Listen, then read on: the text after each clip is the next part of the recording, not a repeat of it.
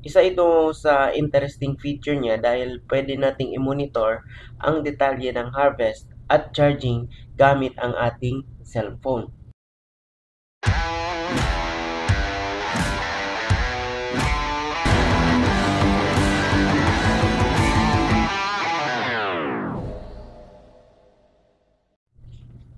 Hello mga katulbaks! Welcome back to our channel. Ngayon ay may interesting na produkto tayong ititest. Ang Solar Charge Controller na Sunrock 20 na mula sa Bateria Power Company. Ang nagustuhan ko kasi dito ay pwede siyang gamitin sa fixed na setup at pwede rin sa portable setup. Meaning, pwede siyang magamit sa mga camping.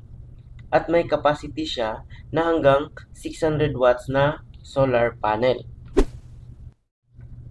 So ngayon ay i-unbox muna natin ito para malaman kung ano ang mga inclusions niya sa kanyang packaging. So ito na yung box niya. May mga nakalagay na specifications pero mamaya na natin pag-uusapan ang mga specifications na yan. Meron din siyang manual at quick guides. Meron din itong QR code para mas madaling mapuntahan ang mobile app na para dito. Isa ito sa interesting feature niya dahil pwede nating i-monitor ang detalye ng harvest at charging gamit ang ating cellphone. Pwede rin natin i-modify ang mga settings gamit pa rin ang cellphone natin. Available ito sa Android at iOS ang app na ito. I-walkthrough din natin yan mamaya.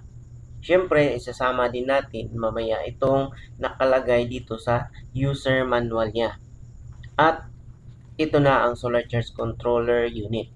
Maliit lang siya pero MPPT na ito. Ang dimension nga pala niya ay 150 mm by 79.3 mm by 35 mm. Meron din itong kasamang screws para pang mounting at connectors pandugtong sa solar panel at saka sa battery. Siguro itong wire ay nasa 12 to 10 gauge. So kaya nitong i-handle ang 25 to 30 amperes na current.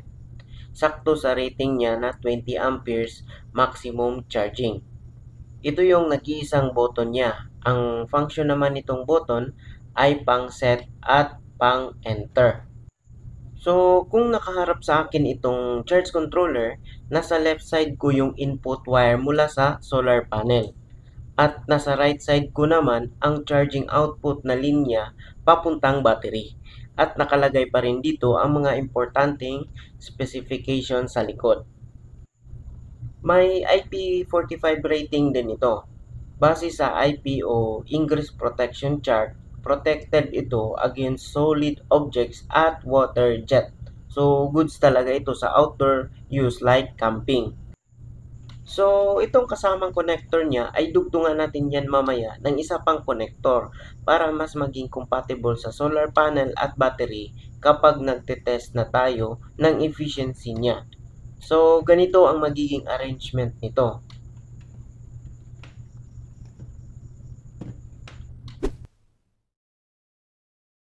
Tingnan natin ang mga pangunahing specifications nitong charge controller.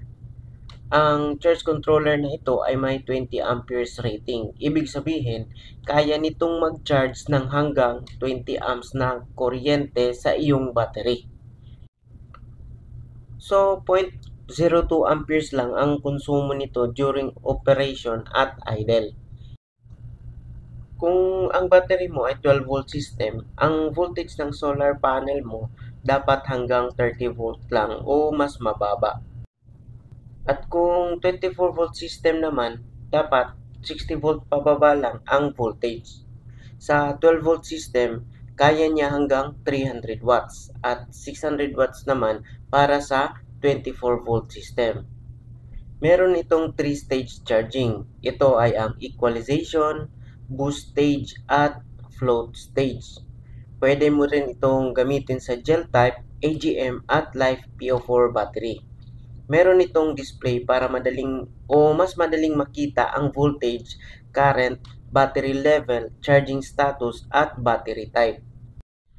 Meron din itong protection para sa overcharging, overtemperature at reverse polarity para iwas sira kapag nagkabaliktad ng pagkabit ng mga connections.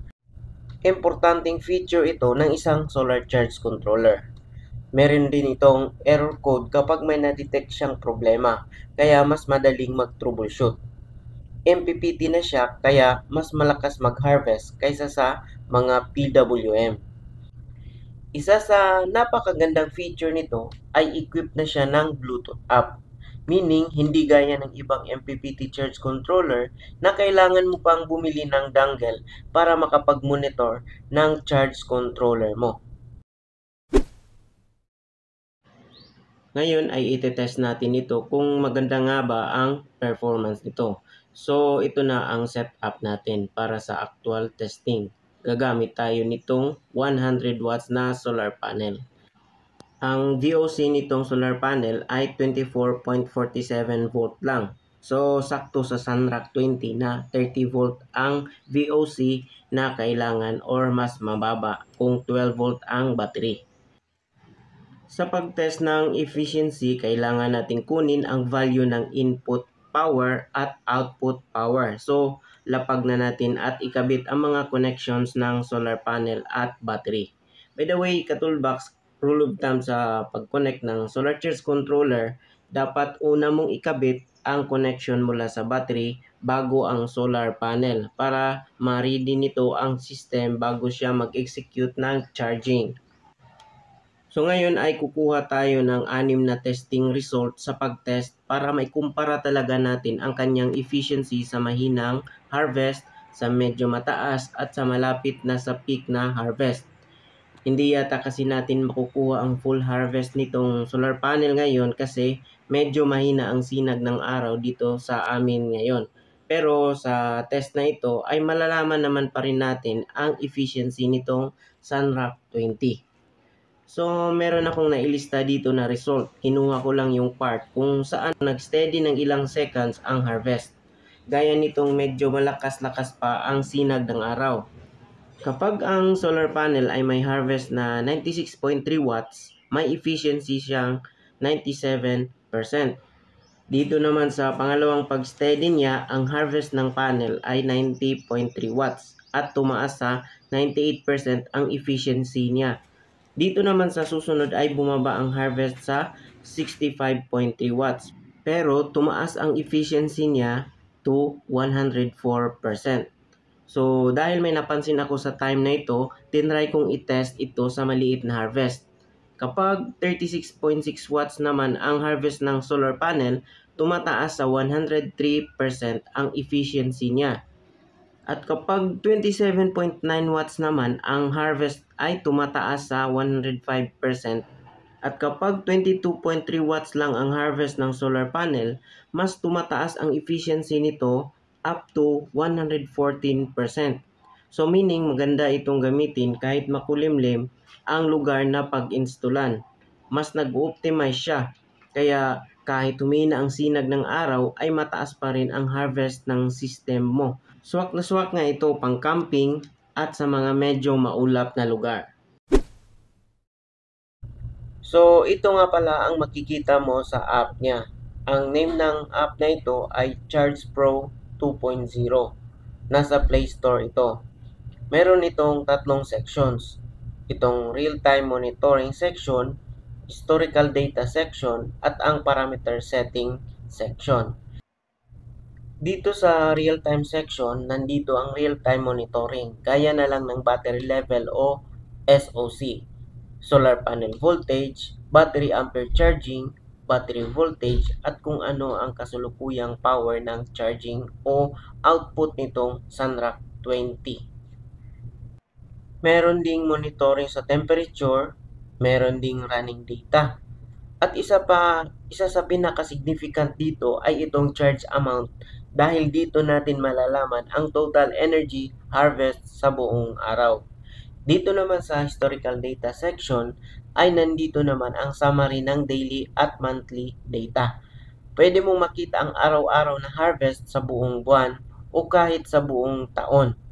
So malalaman mo dito kung magkano ang bumabalik sa gastos mo sa pagsosolar. Dito naman sa parameter setting na section, dito mo na ma-modify ang mga setting. At ito ay simple at napakadali lang na gamitin. Pwede mong palitan ang system voltage to 12 volt system or 24 volt system. Pwede mo ring palitan dito ang battery type at pati ang value ng charging at mga limits. Napaka-user friendly talaga nito mga ka-toolbox. Para sa akin, bilang matagal ng solar user at installer, napakaganda talaga nitong charge controller na ito. Recommended ko ito para sa projects na wall-mounted at pwede sa portable application. At isa sa magandang feature nito ay may built-in monitoring na siya gamit ang very user-friendly na app. Sa iba kasi binibili pa ito separately. At ito pa, nag-o-optimize siya ng harvest ng solar panel lalo na kapag makulimlim. Napaka-recommended ko talaga itong charge controller na ito. So, kung gusto mong bumili nitong MPPT charge controller na ito, ay i-click mo lang ang link na nakalagay sa description nitong video. So, maraming salamat sa panunood mga ka-toolbox. Huwag kalimutang mag-subscribe at i-like ang video na ito kung nakatulong sa inyo. At kung may mga tanong pa kayo, ay i-comment nyo lang sa baba para mapag-usapan natin. So, hanggang sa susunod mga ka-toolbox, thanks for watching and see you in our next video.